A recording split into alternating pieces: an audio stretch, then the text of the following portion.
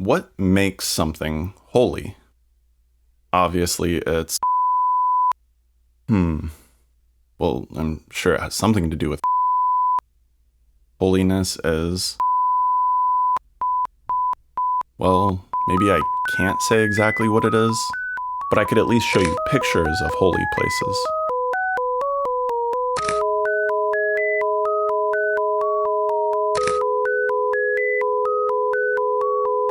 One of these things is not like the others. So maybe comparing it to other holy places doesn't help, but this room from the movie Stalker is holy. Or at least I believed it was when I was watching. And unlike other movies, there was no supernatural event that made me believe.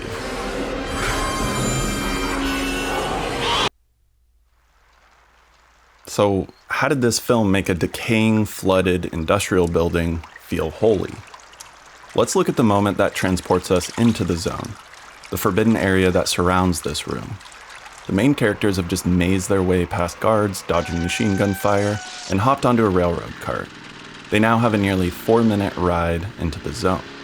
The protagonist, known as the Stalker, acts as a guide, leading Ryder and Professor through the dangers of the zone to reach the room, the place where, it's said, one's deepest desire will be granted.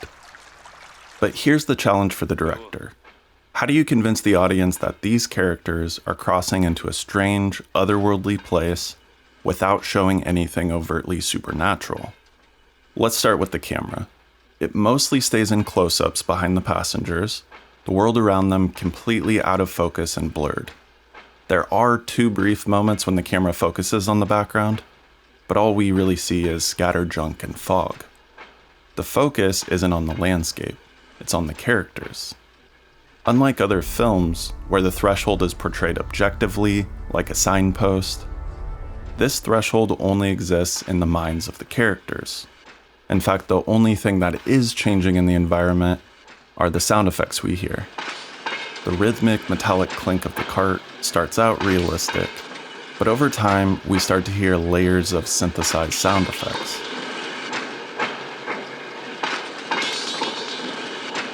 Until eventually, the background noise becomes music.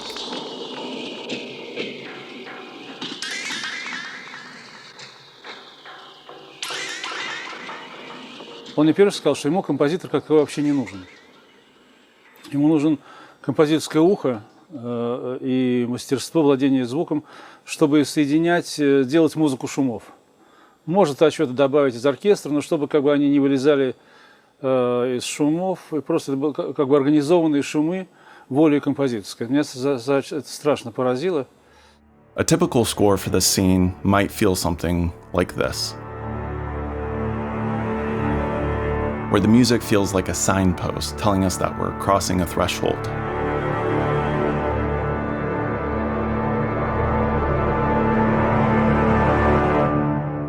But because the music emerges organically from within the film's world, it feels like the zone itself is creating the music. And right after we recognize the background sounds as music, something surprising happens. We leave behind the sepia-toned world and enter one of color. Just as music emerged from the background noise, colors have emerged from muddy brown sepia. The character's perception of the world was changed by the zone, and we, the viewers, are led into that experience with them. But the aesthetics of the film only tell half the story. In order for us to believe, the characters have to believe. And the Stalker is the holy fool who models that belief for us. But as we follow them through the zone, Stalker's unquestioning belief begins to feel like ridiculous superstition. He throws metal nuts ahead to mark the path, chucks a pipe at Ryder for touching a plant in a disrespectful way, and refuses to take them directly to the room because for some reason the zone won't allow it. Ryder acts on this doubt and decides to make a beeline for the room, ignoring Stalker's warning. But then something changes in him.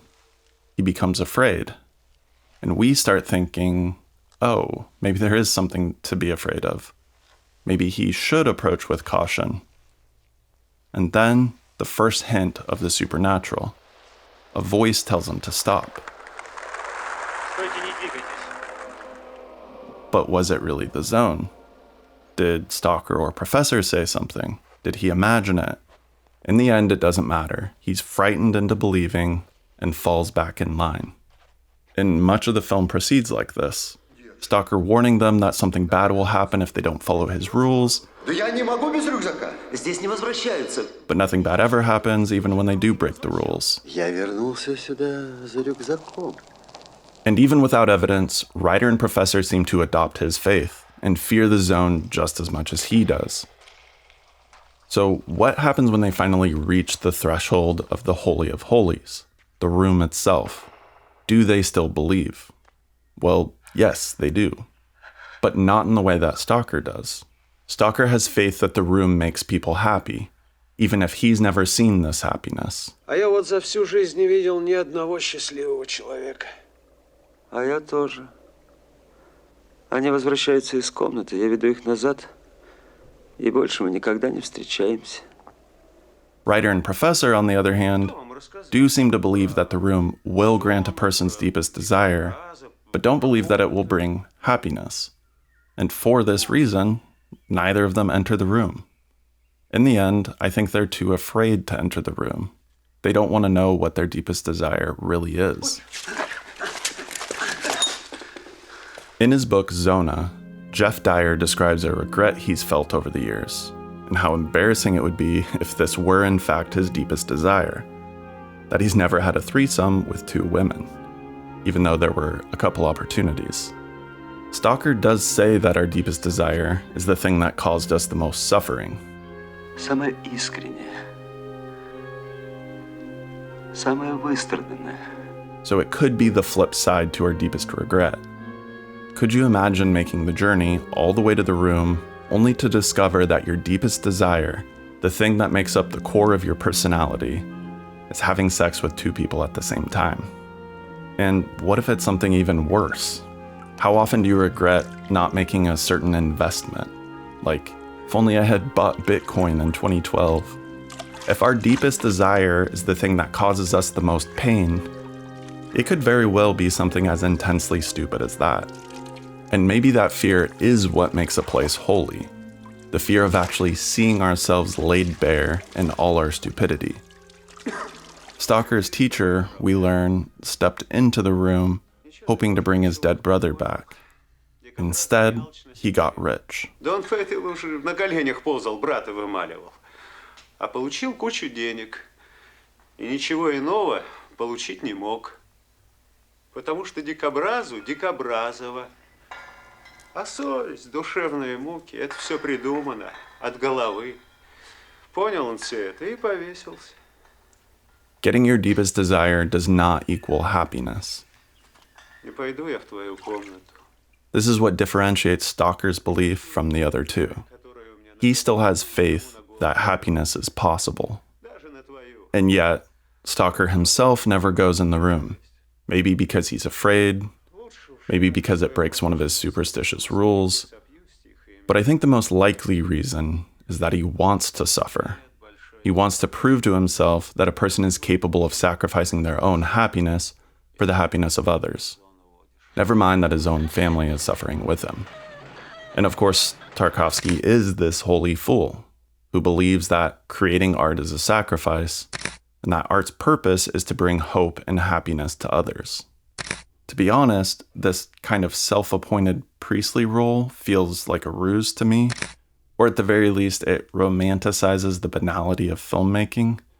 But at the same time, I have to admit, like belief in the room, belief in this kind of art does hold power. Like Stalker says, the main thing is Верить. Although the characters never test their belief by entering the room, the camera, and therefore the viewer, do enter the room. And if you do believe, not just in the room, but in the power of the film, the result is a subjective, felt experience of holiness, one that relies entirely on belief as a prerequisite. Stalker is, in other words, a phenomenology of faith. It recreates the subjective experience of believing in the holy.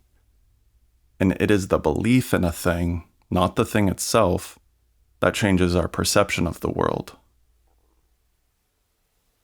Тихо как. Слышите?